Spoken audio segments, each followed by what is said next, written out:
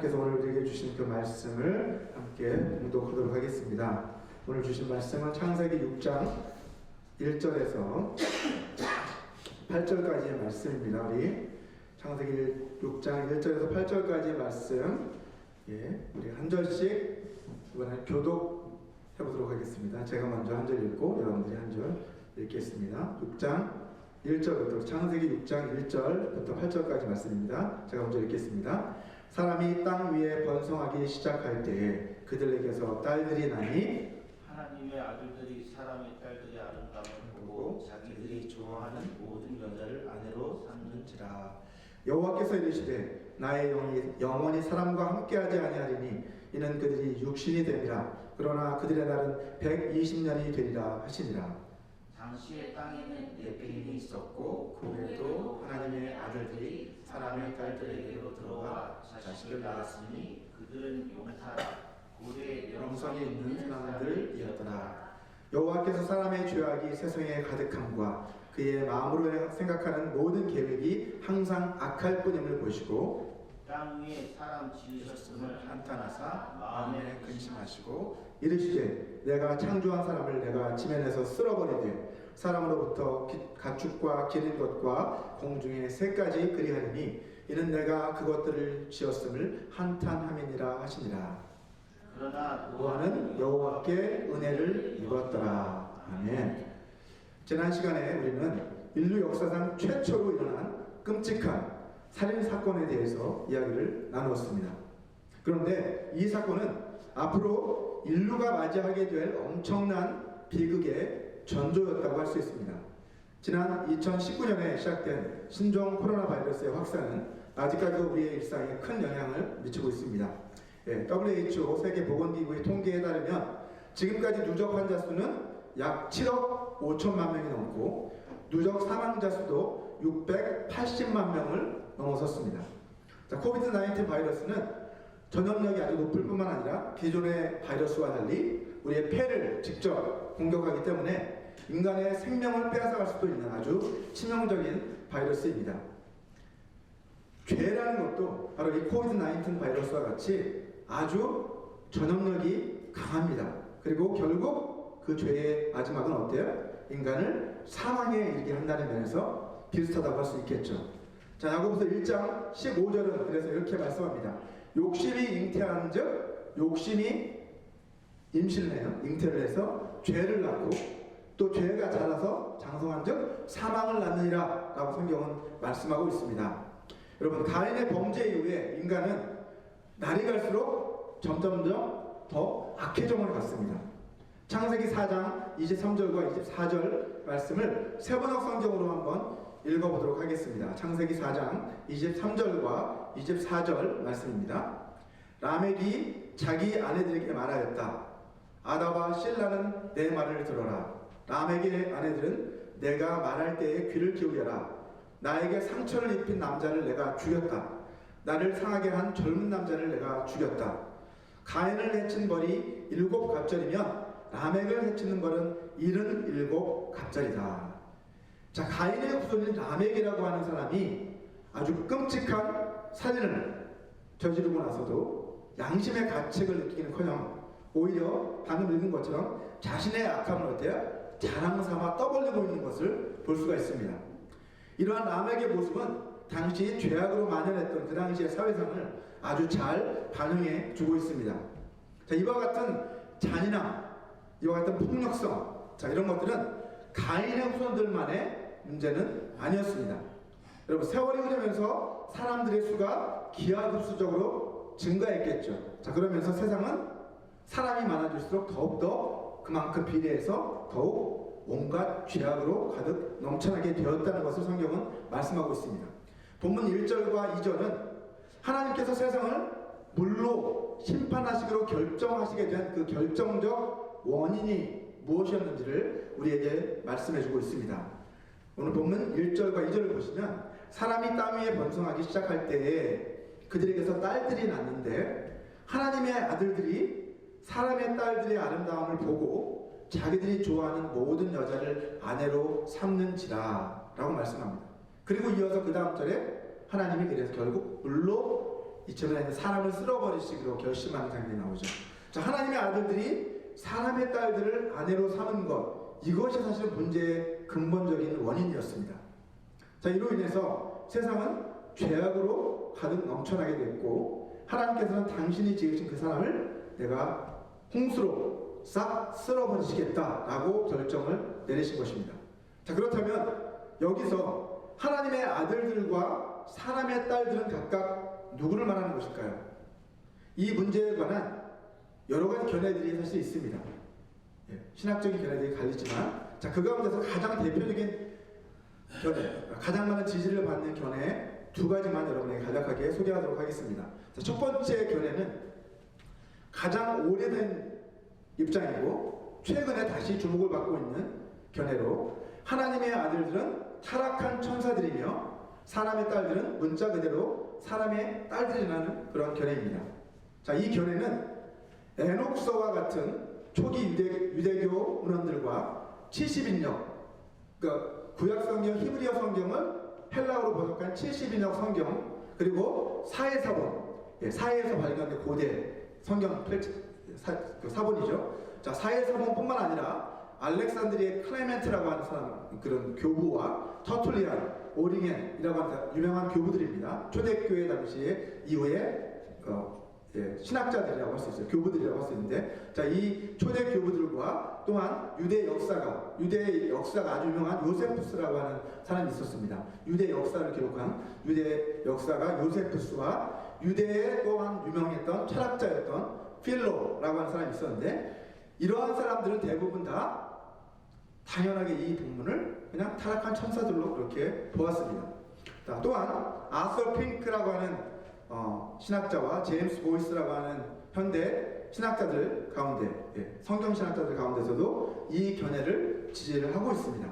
자, 그런데 두 번째 견해가 또 있어요. 이 두 번째 견해는 사람의 딸들은 불경건한 가인의 후손들이고 하나님의 아들들은 경건한 셋의 후손들이다 라고 그렇게 보는 견해입니다.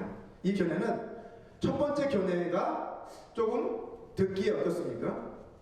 천사들이 사람의 딸들과 결혼했다, 이런 생각을 하다 보니까 결국 그리스 로마 신화와 같은 그런 것들이 생각나고, 결국 그 신화적이고 미신적이다라고 하는 이유로 이제 이를 거절하기 시작합니다. 그래서 성 어거스틴, 유명한 신학자죠. 성 어거스틴은 대표적으로 이것을 거부하고, 그때부터 이제 이러한 견해가 셋의 후손이다, 경건한 셋의 후손이 하나님의 아들들이다 라고 하는 견해가 어거스틴에 의해서 시작이 대중화되었고, 자, 그 이후에 어거스틴의 영향을 받은 대부분의 종교개혁가들, 여러분이 잘 알고 있는 칼빈이나 마틴 루터, 이런 사람들은 대부분 다 어때요? 이러한 입장에 서게 되었습니다. 자, 그런데 그렇다면 우리 각 사람들은 여러 가지 성경의 견해가 있잖아요. 하지만 그 가운데서 우리는 자기 입장을 선택을 해야 됩니다. 저는 개인적으로 이 두 견해 가운데 첫 번째 견해가 성경적 견해라고 생각합니다. 한번 잘 들어보시기 바랍니다. 하나님의 아들들을 셋의 후손으로 보는 사람들은 창세기 4장 후반부에서는 어때요? 창세기 4장 후반부를 보시면 가인의 자손들의 족보가 나와 있어요. 그죠? 그리고 이어서 5장 전체에는 셋의 후손들의 족보가 기록되어 있습니다. 자, 이렇기 때문에 4장에서는 가인의 족보, 또 5장에서는 셋의 족보가 나오고 있기 때문에 이제 자연스럽게 창세기 6장에서 나오는 하나님의 아들들은 그 앞에서 말한 셋의 후손들이고, 그리고 사람의 딸들은 경건하지 못한 가인의 후손들로 보는 것이 문맥의 흐름상 가장 자연스럽지 않느냐라고 하는 그런 입장이에요. 그럴 듯 하죠. 근데 하지만 문맥을 좀 더 면밀하게 살펴보면 그것은 잘못된 입장이라는 것을 알 수 있어요. 왜냐하면 창세기 5장 1절 말씀을 보시면 창세기 5장에 기록된 족보는 셋의 족보가 아닙니다. 사실은 창세기 5장 1절을 보시면 이것은 아담의 계보를 적은 책이니라, 하나님이 사람을 창조하실 때 하나님의 모양대로 지으시되 라고 시작하고 있죠. 결국 5장에 기록된 족보는 셋의 족보가 아니라 누구의 족보예요? 아담의 족보라는 거예요. 자, 또한 2절 말씀을 보시면 하나님이 남자와 여자를 창조하시고, 창세기 1장 2장에서 말씀했던 그 말씀을 다시 반복하고 있습니다. 그러면서 남자와 여자를 창조하시고 그들에게 복을 주시고 그들의 이름을 사람이라 일컬으셨다라고 그렇게 말씀하고 있습니다. 그죠? 그들의 이름을 사람이라 일컬으셨더라라고 분명하게 말씀합니다. 다시 말해서 아담의 족보는 결국 누구의 족보라는 거예요? 인류, 사람의 족보다라고 하는 것을 말하는 거예요. 무슨 말씀인지 이해되시나요? 아담의 족보니라. 아담은 물론 하나님이 직접 지으신 어떻게 보면 하나님의 아들이라고 할 수 있지만 아담 이후의 자손들은 어때요? 아담이 낳은 거죠, 그죠?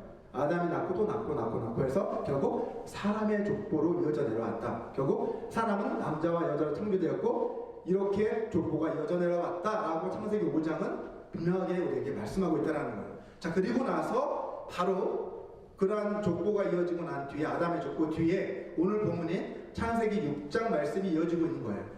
자, 따라서 창세기 6장 1절에서 말씀하고 있는 이 사람이라고 하는 그 표현은 원래 히브리 원어는 아담이거든요. 아담. 자, 이 아담은 문자 그대로 아담의 후손을 가리키는 것으로 보는 것이 사실 앞에 아담의 족보에 이어서 바로 6장을 읽어 나갈 때 자연스러운 문맥의 흐름이라고 할 수 있는 거예요. 그렇지 않습니까? 앞에서 다 사람이라고 해서 얘기를 했는데 갑자기 하나님의 아들들이라고 그렇게 생뚱맞게 이야기하지 않는다는 거죠. 자, 창세기 6장 1절을 보시면 사람이 땅 위에 번성하기 시작할 때 그들에게서 딸들이 나니 라고 말씀합니다. 자, 본문 1절에 나오는 사람이 가인의 후손을 만약에 가리킨다라고 한다면, 그죠? 사람의 딸들을 가인의 후손들이라고 사람들이 주장하는 거거든요. 근데 만약에 그 사람의 딸들이라고 할 때 그 사람이 가인의 후손만을 가리킨다는 것이라면 이 구절은 여기에 있으면 안 되고 사실은 창세기 4장 후반부, 아까 말씀드렸던 가인의 족보가 기록되어 있는 창세기 4장의 후반부에 같이 기록이 되어 있어야 되겠죠. 예. 가인의 후손들에 대한 이야기에 사실은 이 이야기에 있어야 되는 거죠. 그들에게서 딸들이 낳았다라는 이야기가 사실 가인의 족보가 기록된 거기에 나타나야 자연스럽지 않나요? 그죠? 왜냐하면 창세기 4장 22절을 한번 보시면 그 족보 내용에 이런 내용이 기록되어 있습니다. 가인의 후손인 실라라고 하는 사람에게 나아마라고 하는 딸이 있었다는 것이 기록되어 있어요. 사실 4장 22절 보면 실라는 두발가인을 낳았으니 그는 구리와 쇠로 여러 가지 기구를 만드는 자요 두발가인의 누이는 나아마였더라. 최초의 성경에 기록된 어떻게 보면 이제 그 하와 이후에 그죠? 자손들 중에 최초의 기록된 딸이잖아요. 그죠? 그러니까 두발가인의 누이였던 나아마, 실라의 딸이었던 이 나아마라고 하는 이 여인이 기록되어 있는데 어떻게 보면 사람의 딸들이 만약 가인의 후손이었다고 한다면 여기에서 사실 이렇게 이야기를 하고 소개를 하는 게 자연스럽다는 거죠. 제 말은. 그렇지 않습니까? 자, 만약에 창세기 6장에 나오는 사람의 딸들이 가인의 후손을 의미한다고 한다면 또 한 가지 우리가 생각해야 될 게 가인은 어떤 사람이에요, 여러분? 가인은 죄 없는 자기 동생 아벨을 쳐 죽인 사람이에요. 살인자잖아요. 성경에서 살인자는 뭘로 다스려요? 죽음으로 다스리잖아요. 그죠? 율법에도 그렇고 사람을 죽이는 거잖아요. 그죠? 구약에서는 돌로 쳐 죽이라고 그랬어요. 그런 사람. 자, 근데 하나님은 어떻게 하십니까? 가인을 죽이셨나요? 심판하셨나요? 그렇지 않죠. 하나님은 가인을 살려주셨어요. 그죠? 오히려 가인을 죽이는 자는 벌을 7배나 받을 것이다 라는 말씀을 하시기까지 하셨습니다. 자, 그렇다면 한번 생각해 보세요. 가인의 후손인 이 딸들이 태어나서 하나님의 아들들이 유혹을 받아서 타락하게 만드는 그 원인이 됐다라고 한다면 그 궁극적으로 생각해 봤을 때 누가 그 원인을 제공한 거예요, 사실은? 물론 가인의 딸들이 뭐 너무 예뻐서 뭐 욕을 해서 타락을 했다면 잘못이긴 하지만, 예? 그 가인의 딸들을 낳은 사람은 가인의 후손들이고 그 가인의 후손들을 낳은 사람은 가인이에요. 근데 그 가인을 살려둔 분은 누구예요? 하나님이시잖아요. 자기하고 아벨을 죽였으면, 그냥 죽여버렸으면 어땠을까요? 가인의 후손이 태어났을까요? 안 태어났을까요? 안 태어났죠. 네. 그렇게 보면 하나님 만약에 이것을 아셨다면 나중에 어차피 쓸어버리시려고 했다면, 그렇죠? 가인만 죽여서 한 사람만 딱 죽였으면 어떻게 됐어요? 셋의 경건한 후손들만 남은 거잖아요. 그러면 가인은 아예 없고 가인의 조건은 없는 거고 셋의 후손만 남았을 텐데 왜 이렇게 하실까? 말이 안 되는 거예요. 그렇지 않습니까? 제가 성경 묵상하면서 이걸 어떻게 하면 사람들이 잘 해석이 안 되니까 우리가 용납이 안 되니까 결국 생각해낸 것이 셋의 경건한 후손일 것이다 라고 이렇게 추측을 한 것일 뿐이지 결국 성경적인 해석은 아니라는 겁니다. 자, 따라서 본문 2절에 나오는 사람의 딸들이라고 하는 이 표현은 가인의 후손들이 아니라 아담의 후손들이 낳은 딸들을 의미하고 있다는 것을 알 수 있어요. 그죠? 딸들이 태어난 거예요. 딸들이 많이 태어나기 시작한 거예요. 자, 그런데 누가? 하나님의 아들들이 그 사람의 딸들의 아름다움을 보고 자기들이 좋아하는 여자를 아내로 삼았다라고 2절을 말씀하고 있는 것이죠. 자, 그렇다면 도대체 하나님의 아들들은 도대체 누구냐라는 의문이 생기죠. 자, 앞에서와 마찬가지로 인접한 문맥에서 하나님의 아들들이라고 하는 그런 표현이나 거기에 대한 설명이 있다라고 한다면 좋겠지만 사실 그 인접 문맥에서는 물론이고 창세기 전체에서도 하나님의 아들들이라고 하는 이 똑같은 표현, 히브리어 이 표현은 전혀 찾아볼 수가 없습니다. 여기만 나오는 거예요. 그러니까 어려운 거죠. 해석하기가 너무나 어려운 겁니다. 하지만 다행히도 구약 성경 욥기와 다니엘서에 하나님의 아들들이라고 하는 이 표현이 똑같이 사용된 케이스가 나옵니다. 4군데가 더 있는 거예요. 총 성경에 5군데가 이 표현이 사용되고 있는데 오늘 본문이 거기 그 중에 하나고 나머지 4군데는 3군데가 욥기서 그리고 다니엘서에 한번 이렇게 등장을 하고 있습니다. 자, 그 가운데서 먼저 욥기 1장 6절 말씀을 보시면 이렇게 말씀합니다. 욥기서에 보면 하루는 하나님의 아들들이 와서 여호와 앞에 섰고 사탄도 그들 가운데 온지라 라고 이렇게 기록을 하고 있어요. 하늘의 무슨 법정과 같이 표현하고 있는 거죠. 그죠? 그 앞에 하나님이 계시고 그 앞에 천사들이 서 있고 하나님의 아들들 천사들이 서 있고 거기에 사탄도 와 있다 라고 이렇게 기록하고 있어요.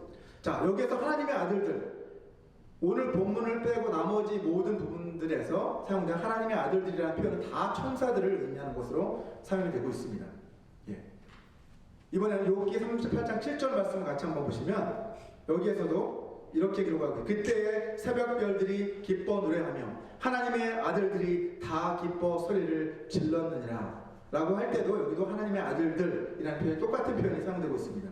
자, 여기에서 그때란 하나님께서 땅의 기초를 놓으실 때, 창조하실 때, 그때를 의미하는데 그때에 이미 하나님의 아들들이 하나님과 함께 계셔서 다 기뻐 소리를 질렀다라고 지금 말씀하고 있는 거예요. 그죠?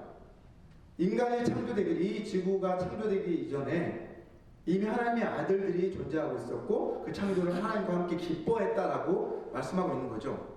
자, 욥기의 다른 두 구절에서도 이 하나님의 아들들이라는 이 표현은요 모두 천사를 의미하는 그러한 말로 사용이 되었습니다. 그러니까 성경 전체에서는 결국 하나님의 아들들이라고 이 구약의 표현은 그냥 천사들로 사용되는 거예요. 자, 성경 해석의 중요한 원리 가운데 하나가 성경은 성경으로 풀어야 된다, 성경으로 해석해야 된다는 원리입니다. 이러한 원리에 입각해서 볼 때 오늘 본문에 나오는 하나님의 아들들이란 천사들을 말한다라고 보면 되는 거예요, 사실은. 자, 근데 또 반면에 사람의 딸들은 문자 그대로 그래서 아담의 후손들이 낳은 딸들이다 라고 이렇게 문자 그대로 해석을 하면 되는 것입니다. 자, 하나님의 아들들을 천사들로 보는 이 견해를 반대하는 사람들이 그 반박의 근거로 가장 많이 내세우는 성경 구절이 하나 있습니다. 그 성경 구절이 뭐냐면 예수님의 말씀인 마태복음 22장 30절 말씀입니다.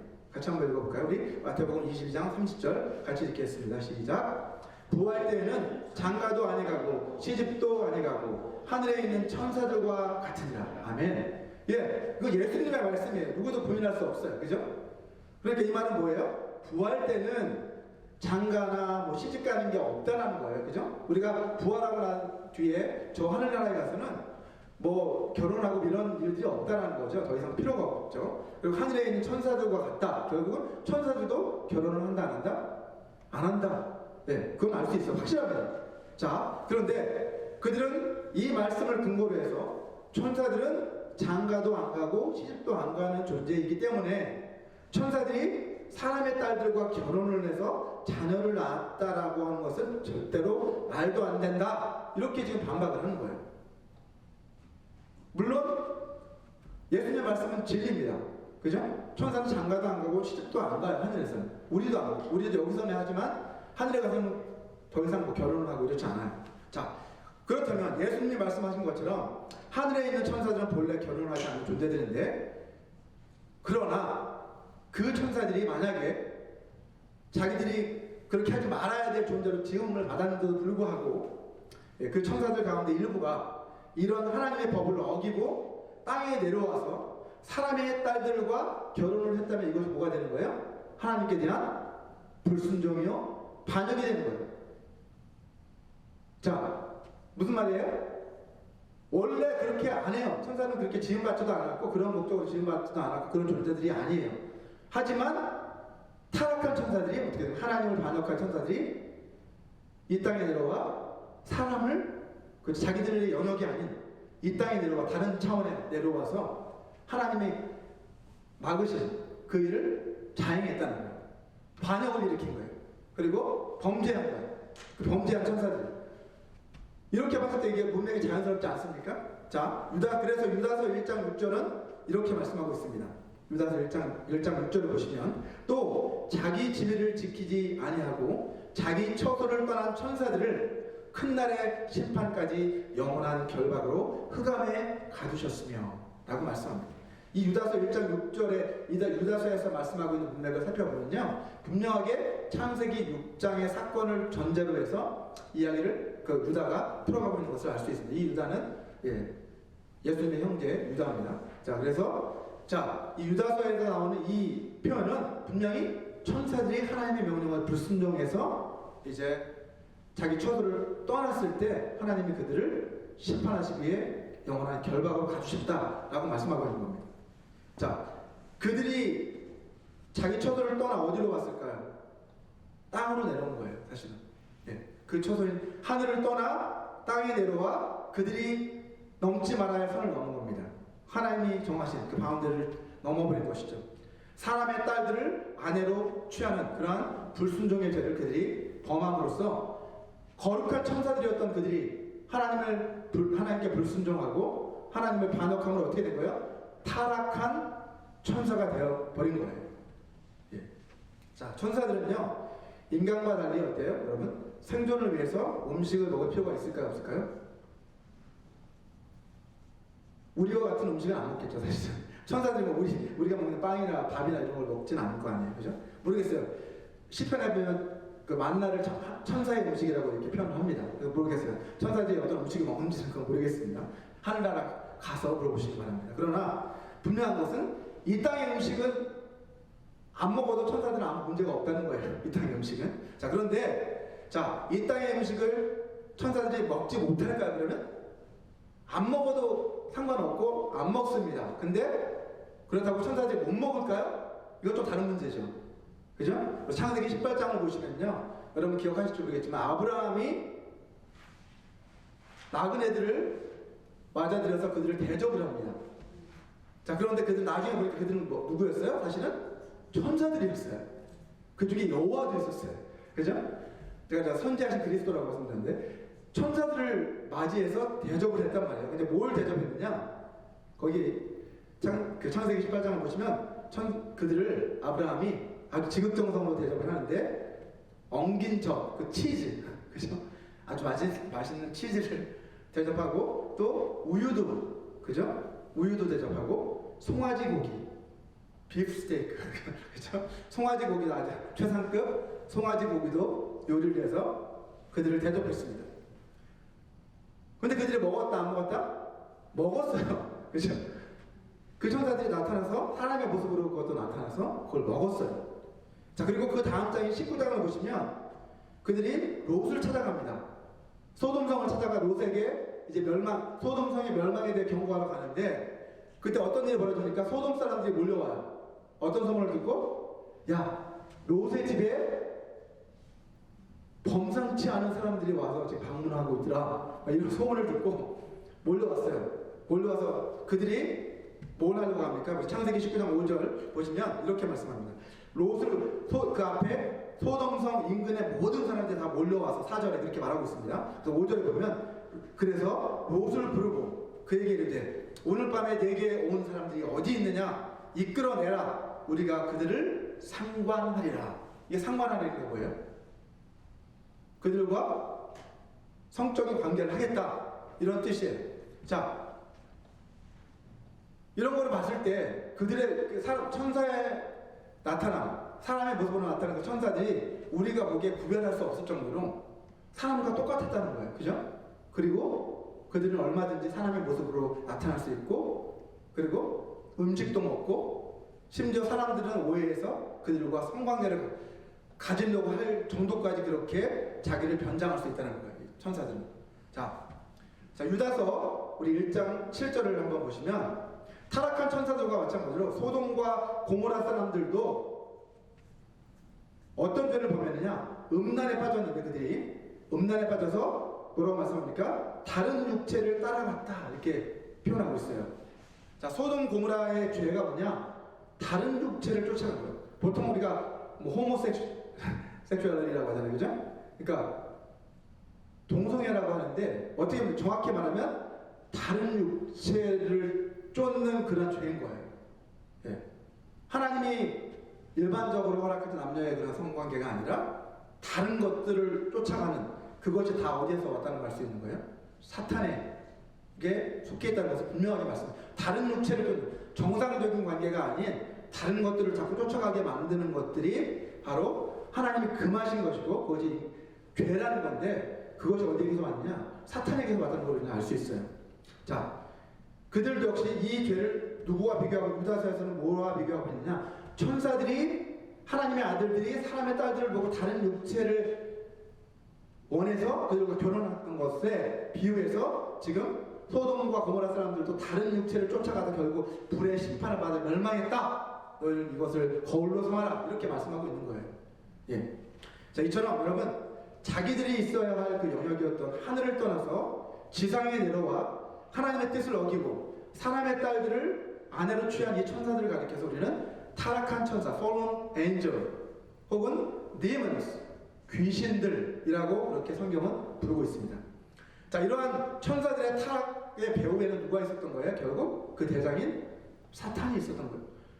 사탄이 하늘별 3분의 1을 끌어다가 그렇게 같이 하나님을 대적한 거예요. 자, 이러한 천사들의 배후에 사탄이 있었는데 요한계시록 10장 3절과 4절이 이것을 말씀해주고 있습니다. 하늘에 또 다른 이적이 보이니 보라 한 큰 붉은 용이 있어 머리가 7이요 뿔이 10이라 그 여러 머리에 7 왕관이 있는데 그 꼬리가 하늘의 별 3분의 1을 끌어다가 땅에 던지더라.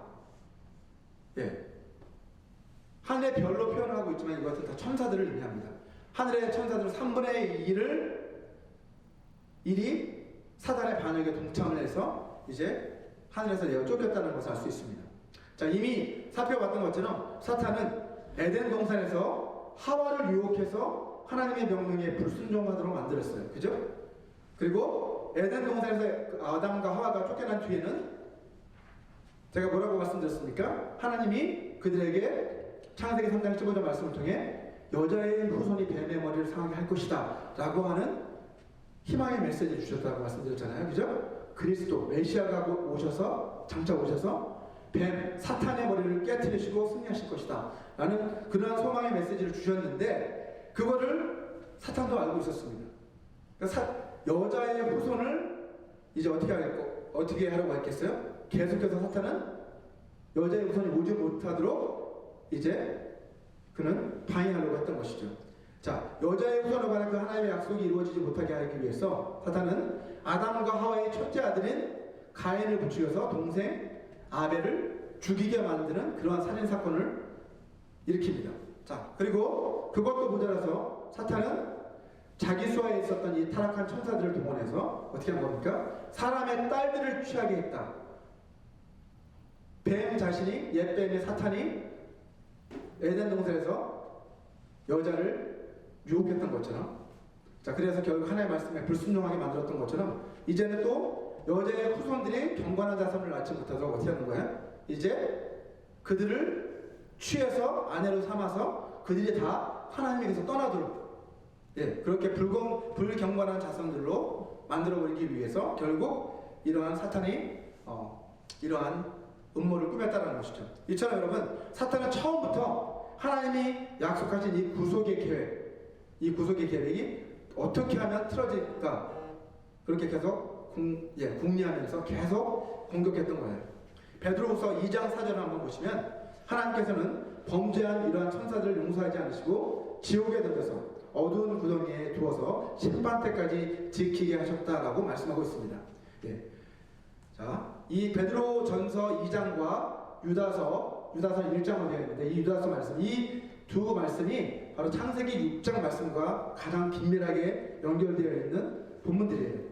자, 여기에서 지옥이라고 지금 번역되어 있는 이 헬라어 단어는 타르타루스라고 하는 그 헬라어인데, 이것은 이 타르타루스는 우리가 알고 있는 영원한 형벌의 장소인 지옥, 그 게헨나라고 하는 그 헬라어로 게헨나라고 하는 게 헬, 지옥인데, 그 게헨나와는 다른 거예요. 타르타루스라고 하는 그 장소는 게헨나와 다르게 보통 영어로 뭐라고 번역하냐면 abyss, 무저갱, 들어보셨죠? 무저갱이라고 번역을 합니다. 그래서 bottomless pit 말하니까 밑에가 무저, 밑에가 없는 그러한 갱, 웅덩이다, 이런 뜻이죠. 그래서 이 구덩이에 하나님께서 그들을 가두어주셨다는 거예요. 마지막 심판 때까지. 누구를? 사람의 딸들을 취해서 타락한 그들. 전체는 아니겠죠. 왜냐면 예수님 당시에 귀신들이 막 활동을 했잖아요. 그 귀신들 말고 사람의 딸들을 취해서 악한 일을 저질렀던 그 귀신들은 지금 이 어비스에 갇혀있다는 거예요. 자, 그렇다면 하나님께서는 범죄한 인간들에 대해서는 어떤 결정을 내리셨습니까? 본문 3절 말씀을 보시면 여호와께서 이르시되 나의 영이 영원히 사람과 함께하지 아니하리니 이는 그들이 육신이 됨이라. 그러나 그들의 날은 120년이 되리라 하시니라 라고 말씀하셨어요. 이처럼 당시의 사람들은요, 타락한 천사들, 곧 귀신들에게 완전히 사로잡혀서 육신의 정욕에 사로잡힌 그러한 타락한 삶을 살아갔던 거예요. 사단이 원했던 게 그거죠. 예. 그들을 사로잡음으로써 디먼 포제션이라고 하거든요. 귀신들이. 그래서 결국 그 당시 사람들은 완전히 이 타락한 천사들의 지배를 받아서 그런 육신의 정욕에 사로잡힌 삶을 살았던 것을 알 수 있습니다. 결국 하나님께서는 그들을 홍수로 멸하셔야 되겠다라고 결정을 내리십니다. 여기에서 그들의 날이 120년이 될 것이다 라고 하는 말은 무슨 뜻일까요? 우리 사람들의 수명 연수가 120년이 될 거다라는 게 아니라, 사실은 이 말은 이제 그때부터 하나님이 이 선고를 내리신 그때부터 홍수가 일어나 실제로 심판이 집행될 때까지 120년이라는 기간이 남아 있었다라는 뜻이에요. 결국 노아가 방주를 준비하는 그 기간이 120년이었다는 거죠. 홍수가 내릴 때까지의 그 기간이 120년이 남았다는 거예요. 그때가 되면 모든 사람들을 다 심판하셔서 그들의 영혼을 거두어 가시고 이제 오직 노아와 그 가족만이 남게 되는 것이죠. 자, 이 기간은 노아에게 방주를 완성하는 데 필요한 시간이었고, 다른 사람들에게는 어때요? 자신들의 죄를 사실은 회개하고 돌이킬 수 있는 마지막 시간이었습니다. 하지만 안타깝게도 아무도 그렇게 하지 않았습니다. 인간들은 점점 더 악해져 갔고 결국 온 세상은 죄악으로 넘쳐나고 말았다라고 성경은 말씀합니다. 본문 5절 말씀이죠. 여호와께서 사람의 죄악이 세상에 가득함과 그의 마음으로 생각하는 모든 계획이 항상 악할 뿐임을 보시고 라고 말씀합니다. 자, 본문 6절을 보시면 이처럼 부패한 인간들의 모습을 바라보시면서 하나님께서는 땅 위에 사람 지으셨음을 한탄하시며 마음에 근심하셨다라고 기록하고 있습니다. 결국 하나님은 그들을 홍수로 심판하시기로 결정을 내리신 거예요. 그리고 7절을 보시면 마침내 이 재판장이신 하나님께서 온 세상을 불로 심판하시겠다라고 선고를 내리신 것을 볼 수 있습니다. 이르시되 내가 창조한 사람을 내가 지면에서 쓸어버리되 사람으로부터 가축과 기는 것과 공중의 새까지 그리하리니 이는 내가 그것들을 지었음을 한탄함이니라 하시니라. 자, 그런데 그 사람들 가운데, 그 심판받을 사람들 가운데 하나님께 은혜를 입은 한 사람이 있었다는 거죠. 그가 누구예요? 노아라는 사람, 한 사람뿐이었다는 것입니다. 본문 8절 말씀입니다. 그러나 노아는 여호와께 은혜를 입었더라. 여러분, 노아도 사실은 심판을 당할 수도 있었던 거죠. 그죠? 그러나 그는 하나님께 은혜를 입었기 때문에 그만큼 그 노아를 통해서 내가 다시 어떻게 하신 거예요? 경건한 자손을 얻기 위해서 하나님은 그를 택하셨고 그만큼은 심판에서 제외시켜 주신 것입니다.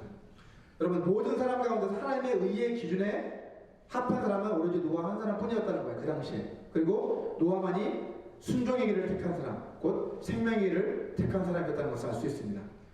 노아만이 사실은 하나님이 찾으시던 그 한 사람이었다는 것을 성경은 말씀하고 있습니다. 여러분, 시편 14편 2절과 3절 말씀을 한번 보시면 하나님께서는 하늘에서 계속해서 인생을 굽어 살피시는 분이시다 라고 말씀하시면서 뭐라고 말씀하십니까? 인생을 굽어 살피사 지각이 있어 하나님을 찾는 자가 있는가 보려 하신즉 다 치우쳐 함께 더러운 자가 되고 선을 행하는 자가 없으니 하나도 없도다 라고 시편도 말씀하고 있습니다. 여러분, 하나님께서 지금도 노아와 같이 하나님을 찾는 사람, 또 선을 행하는 사람, 그런 사람이 정말 있는지 계속해서 살펴보고 계십니다. 우리 하나님께서는요, 죄인들이 멸망하는 것을 결코 기뻐하는 분이 아니세요. 모든 사람이 구원을 얻기를 원하시는 분이십니다. 그래서 모든 사람에 대해서 오래 참으사 아무도 멸망하지 않고 다 회개하기에 이르기를 원하시는 분이 바로 우리 하나님이시죠.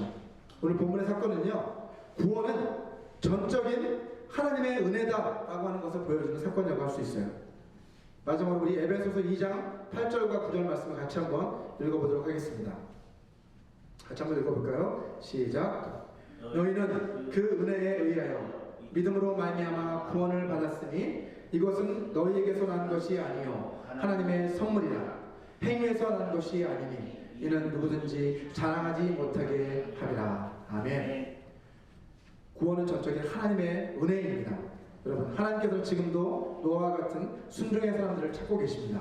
또한 하나님께서는요, 지금도 자기를 찾는 자들을 만나주시고 또 그들에게 은혜를 베풀어 주시는 분이십니다. 저와 여러분 모두가 하나님이 찾으시는 그 한 사람이 되어서 매 순간 하나님의 은혜를 입는 그러한 삶을 살아가게 되시기를 주님의 이름으로 축원합니다. 이 시간 함께 잠시 눈을 감고 기도하실 때 오늘 주신 말씀을 기억하시면서 오늘 우리의 모든 인간의 타락의 그 배후에는 사탄이 있다는 것을 기억했으면 좋겠습니다. 우리는 싸움은 사실 혈과 육에 속하는 것이 아니라 하늘에 있는 악의 영들에 대한 싸움입니다.